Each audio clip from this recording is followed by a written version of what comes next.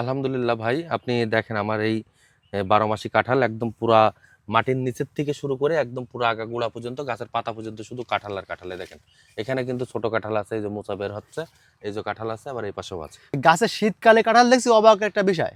এটা অবাক করার মতনই বিষয়, অনেকে বিশ্বাস করতে চায় না। এটা হচ্ছে ভিয়েতনামি একটা ভ্যারাইটি কাঁঠাল, আমাদের জাতীয় ফল। কাঁঠাল কিন্তু আস্তে আস্তে বাংলাদেশ থেকে হারাই যাচ্ছে। তা এরকম ভ্যারাইটি যদি আপনার বাসায় যদি একটা গাছ কেউ যদি লাগায় রাখতে পারে, এটা কিন্তু পাকাও খাওয়া যাবে, সবজি রান্না করেও খাওয়া যাবে। আসলে ভাই, ছোট একটি গাছ এতগুলো কাঁঠাল কিভাবে সম্ভব যে আসলে ধরে আছে? এটা তো আপনার হাইব্রিড ভ্যারাইটি, এগুলো গাছ লাগানোর 1 বছর থেকে কাঁঠাল ধরে। আমাদের কাঁঠালের হাইব্রিড 4টা ভ্যারাইটি আছে। একটা লাল কাঁঠাল আছে, ওটা বছরে একবার হয়। পিঙ্ক কালারটা দুবার হয়। 12 মাসে ভিয়েতনামি সবুজটা সবসময় হয়, বাড়ি ছাই কাঁঠালও সবসময় হয়। এইগুলো আপনার গাছ লাগানোর 1 বছর থেকে কাঁঠাল ধরে, আর এইগুলোর ভিতরে একটাও আঠা নেই। ভাই, এখানে চারা রোপণের পর কি কি পরিচর্যা করতে হয়? আমার বাংলাদেশে জানা মতন আমি আজকে দীর্ঘ 15 বছর এই বিভিন্ন ফল নিয়ে কাজ করছি। তা কাঁঠালে শুধু পরিচর্যা লাগে না, কাঁঠালে কোনো স্প্রে লাগে না, সার লাগে না, এমনি গাছ লাগায় রাখি।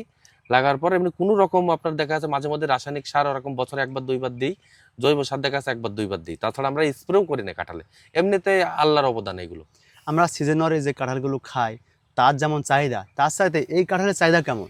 ওর থেকে 1000 গুণ হচ্ছে চাহিদা। এই যে এইগুলো পাকা কাঁঠাল পাকছিল, এই যে এই পাশে পাকছিল, এইগুলো আমরা অনলাইনে একটা একটা পার পিস কাঁঠাল, যেগুলো এরকম বড় বড় সাইজের, এইগুলো আপনার প্রায় 10 কেজি 11 কেজি ওজন হবে, এইগুলো আমরা 1200 টাকা পর্যন্ত সেল করেছি অনলাইনে।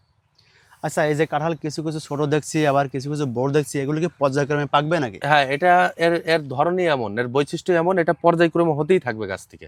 হ্যাঁ, তাই তো দেখছি। এই দেখুন, এখানে এই যে ছোট হ্যাঁ, ছোট এই পরি যে এই বের পাশে হচ্ছে, আছে, আবার এই ফুল হচ্ছে, আবার এখানে বড় কাঁঠালও আছে। আবার এই দেখেন মাটিতে দেখেন, মাটিতে কি পরিমাণ কাঁঠাল হয়ে রয়েছে। এই যে এই পাশে ছোট কাঁঠাল, এই পাশে বড় কাঁঠাল, আবার এই দেখেন মোচাও বের হচ্ছে এখানে। তা এখানে এই যে ঝড় বাতাসে কোনো সমস্যা হয় কিনা? না, এই তো আমরা খুঁটি দিয়ে রেখেছি, মানে কাঁঠালের ভরে পড়ে যাবে বলে খুঁটি দিয়ে রেখেছি। আচ্ছা, এগুলো এখন আপনারা বিক্রি করছেন কিনা? হ্যাঁ, এখন এগুলো আমরা সবজি হিসাবে আমাদের বাগান থেকে অনেক কাঁঠাল সেল করেছি মাঝে। আবার এগুলো চিন্তা ভাবনা আছে, এগুলো সব ফেব্রুয়ারিতে পাকবো, ওই সময় পাকা সেল করবো। পাকা সেল করলে দামটা ভালো পাওয়া যায়। আমরা কাঁঠাল জানি, কোনোটা হয় খাজা, জি, আবার কোনোটা হয় রসা। এটা কোন ধরনের? এটা আপনার 2 রকম ভাবেই খাওয়া যাবে ভাই। এই কাঁঠালটা যখন পাকে তখন পুরা বাগান ফ্লেভার করে, যে বাগানে কাঁঠাল পেকেছে। আর এটা হচ্ছে আপনার ঘরে গাছ থেকে পেড়ে যেতে খাওয়া যায়, খালি খাজা টাইপের মতন লাগবে। আর এটা কিন্তু খুবই মিষ্টি কাঁঠাল, অফ টাইমও হয়, খুবই মিষ্টি। আর এটা আপনার যদি রসালোভাবে খেতে হয়, তাহলে মিনিমাম হচ্ছে ঘরে 4 দিন 5 দিন ফেলে রাখতে হবে। আর সাধারণত দেশি কাঁঠাল কিন্তু পচে যায়, আর ভিয়েতনামি থাইল্যান্ডের ভ্যারাইটি কাঁঠাল কিন্তু পচতে চায় না। আচ্ছা, কেউ যদি আপনার এই জাতের চারা নিতে চায় তাহলে দিতে পারবেন? হ্যাঁ, অবশ্যই আমরা চারা দিতে পারবো। আপনার নাম্বারটা বলেন এবং আপনার ঠিকানাটা বলুন। আমি একজন কৃষি উদ্যোক্তা, আমার নাম মোহাম্মদ সজল, আমার গ্রাম মানিকপুর, থানা জীবননগর, জেলা চুয়াডাঙ্গা। আমার প্রতিষ্ঠানের নাম বিসমিল্লাহ নার্সারি অ্যান্ড ফলের বাগান। আর নাম্বারটা 01910928212। দর্শক, আপনারা যদি এই 12 মাসে আটামিন ভিয়েতনামের কাঁঠালের চারা এবং কাঁঠাল সংগ্রহ করতে চান, উক্ত নাম্বারে যোগাযোগ করবেন। আর বাগান করতে চাইলেও আপনাদের সুন্দর পরামর্শ দেবেন সজল ভাই। সকলে ভালো থাকবেন। আসসালামু আলাইকুম।